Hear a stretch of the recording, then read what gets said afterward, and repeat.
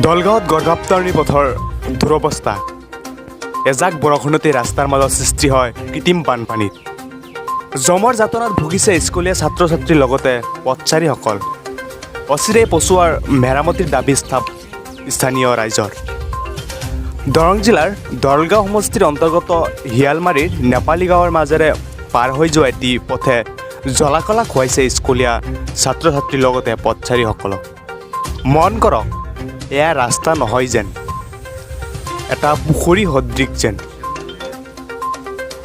এজাক বৰষুণত এই পথৰ সৃষ্টি হয় কৃত্ৰিম বানপানী এই ৰাস্তাটো 2-3 বছৰ ধৰি এনেকৈ পৰি আছে উল্লেখযোগ্য যে হিয়ালমাৰী উচ্চতৰ মাধ্যমিক বিদ্যালয়ৰ মূল গেটৰ সন্মুখত সৃষ্টি হৈছে এই পুখুৰী সদৃশ গাঁত যাৰ ফলত চলাচল কৰাৰ অসুবিধাৰ সন্মুখীন হৈছে স্কুলীয়া ছাত্ৰ ছাত্ৰীসকল জমৰ যাতনাত ভুগিবলগীয়া হৈছে পথচাৰীসকল এই সন্দৰ্ভত স্থানীয় ৰাইজে অচিৰে পথটো মেৰামতি কৰি দিবলৈ বিভাগীয় কৰ্তৃপক্ষৰ লগতে স্থানীয় বিধায়ক মুজিবুৰ ৰহমানক আহ্বান জনাইছে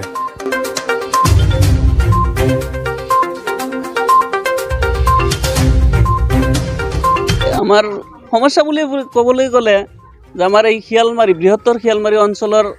একমাত্ৰ শিক্ষানুষ্ঠান শিয়ালমাৰী হাইস্কুল এই শিক্ষানুষ্ঠানটোৱে আমাৰ উন্নতিৰ এটা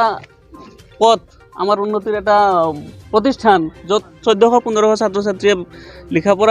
পঢ়া শুনা কৰে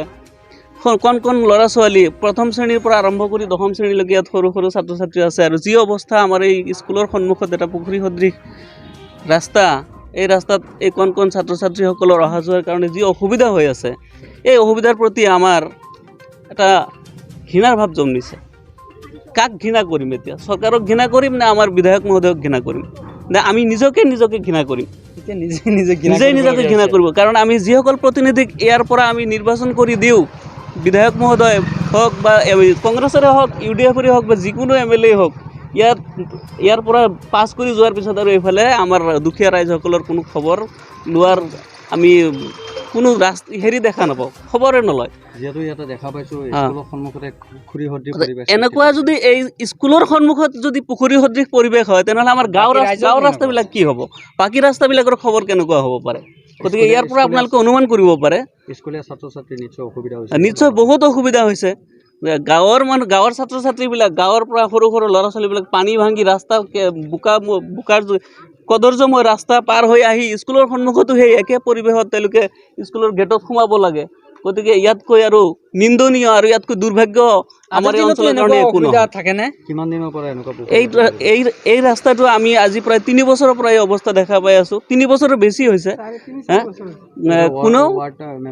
ৱাৰ্ড মেম্বৰে হওক বা আমাৰ পঞ্চায়ত প্ৰতিনিধিসকলে হওক বা বিধায়ক মহোদয় কোনেও আজিলৈকে এই ৰাস্তাটোৰ মেৰামতিৰ কাৰণে কোনো ব্যৱস্থা নকৰিলে বা খবৰ ওলোৱা নাই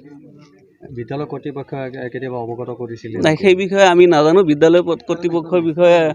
তেওঁলোকে গম পাব আমি সাধাৰণ ৰাইজ বিদ্যালয় কৰ্তৃপক্ষ বা বিদ্যালয়ৰ পৰিচালনা সমিতিয়ে কি কৰিছে এই বিষয়ে আমি একো নাজানো গতিকে যদি কৰিছে তো বিদ্যালয়ৰ সন্মুখত আপোনালোকে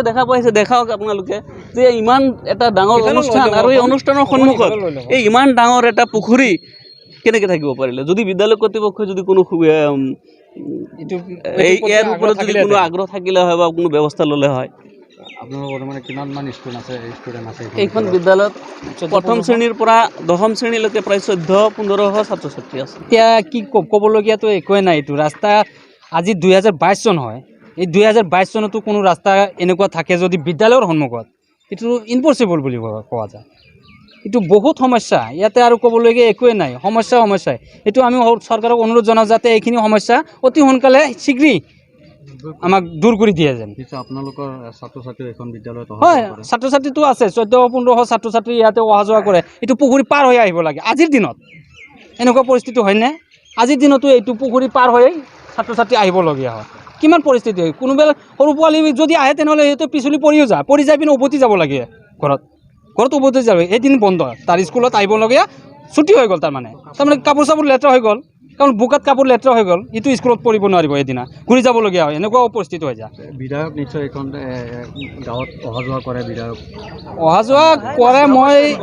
অৱশ্যই আহিছে দেখা পাইছে চাগে মই বিধায়কো অনুৰোধ কৰিছোঁ যাতে অতি শীঘ্ৰে আমাৰ সমস্যাখিনি সমাধান কৰি দিয়ে নিউজ ডেস্ক ৰিপৰ্ট নলগাঁৱৰ পৰা আজ Mohammad Ali any public news